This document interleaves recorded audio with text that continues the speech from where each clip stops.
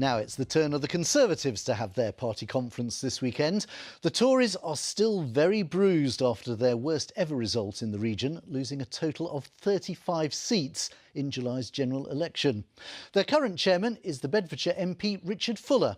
He's been telling me that, yes, the results were painful, but he insists that the party can rebuild in time for the next election. It was the Tories' worst defeat in more than 100 years. Across the east, their share of the vote fell by an average of 26%. In some places like Clacton and southwest Norfolk, it was down by more than 40%. It was very painful. The MP for North Bedfordshire, now the interim party chairman, says he spent the summer having difficult conversations with defeated candidates. He says the defeat wasn't the fault of the membership or local councillors. The election result was our responsibility in the parliamentary party. And what do you put that down to?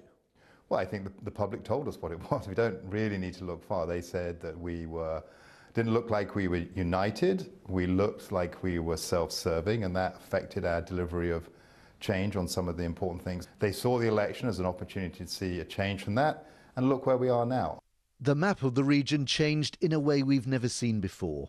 Mr. Fuller claims the patchwork of colours shows that voters were not won over by Labour, but just wanted to punish the Tories. Do you just expect these seats to swing back to you come the next election, or do you accept that you've got a lot of work to do to win people back to the Conservative cause? Well, I think it's a bit of both. I mean, I think we can already see that there's some buyer's remorse for people who just wanted to get rid of the Conservative Party. Now they see what they're getting with the Labour Party, particularly perhaps for people who voted Reform. But the responsibility, primary responsibility, is on the Conservative Party. We need to be able to demonstrate that we have listened to what the public said in that election, that we're making real changes so that we can be in the frame at the next general election that people will say, you've earned our trust for us to consider you again. That rebuilding process starts at the party conference in Birmingham. Last time they were here, a very different team was in charge. The timetable will be dominated by the four party leadership candidates, including James Cleverly and Kemi Badenoch from Essex, who in various appearances will try to win over the membership.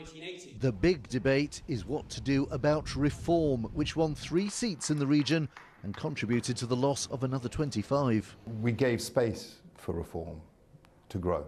That isn't a matter of veering to the right or veering to the left.